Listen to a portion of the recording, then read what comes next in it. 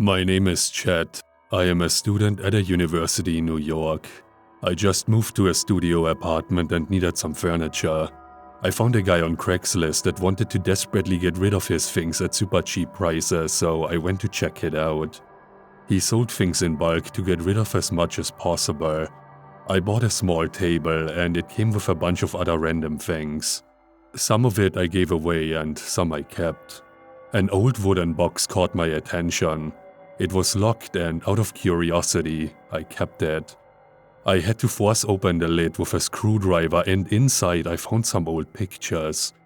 The word Bitterroot was handwritten on the backs of all of them. There was also a tin can that contained a reel of film that I later learned from my friend Dario, a film student, was an 8mm film. The film itself was pretty damaged, so I just kept it on my bookshelf as decoration, but I couldn't get the images of the pictures out of my head. I had to figure out a way to watch that film. With help from Dario, we got an old 8mm projector in good working condition on eBay. The film skipped in several spots, so we put it together with a special tape and then watched it. The first 6 seconds of the film didn't have any footage. It was just a white screen. That didn't really catch my attention considering that this was filmed a long time ago. Then the next clip was footage of what looked like the woods. Everything seemed normal at first, like if someone was just filming around to test the camera.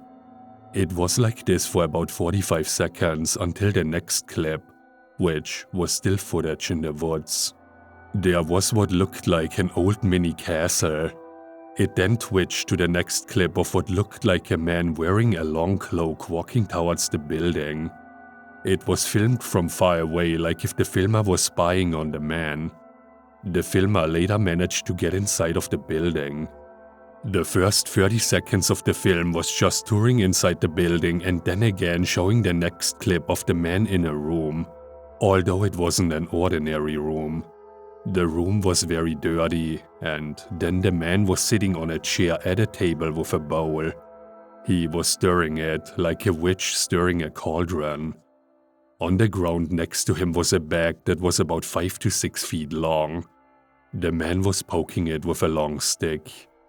The scariest part of this was that the bag was moving. Moving like if there was a body inside. The next clip was footage of touring around, but not around the house, instead around the room. The man was gone at this point, but the things that I saw on the footage that were in the room made me choke on vomit. There was what looked a lot like old rotting bodies that you could see in these glass little boxes or chambers. The clip changed and went back to the woods again and showed the man walking in a far distance. The filmer was slowly walking towards the man. The clip changed again, but the scenery did not, like it was another shot. It showed the man with a little bag in his hand walking towards a little tiny ravine. He then tossed the bag in the little ravine and then slowly walked away. After the man was gone, the filmer slowly walked towards the ravine and saw the bag. It actually wasn't a bag, it was an object wrapped in a piece of cloth. The filmer picked up the cloth and unfolded it to reveal the object inside of it. The object was what looked like a very misshaped head that was horribly battered and beaten. After seeing this, the next clip showed the filmer running away as fast as they could. And then the film ended. Me and Dario had shivers crawling up and down our spines and I vomited in my mouth. We demanded to know what the heck was going on and why did the seller sell this to us. We contacted Chris, the guy who sold the stuff to us, but we didn't get any response back. This footage will be a mystery to me until I get an explanation.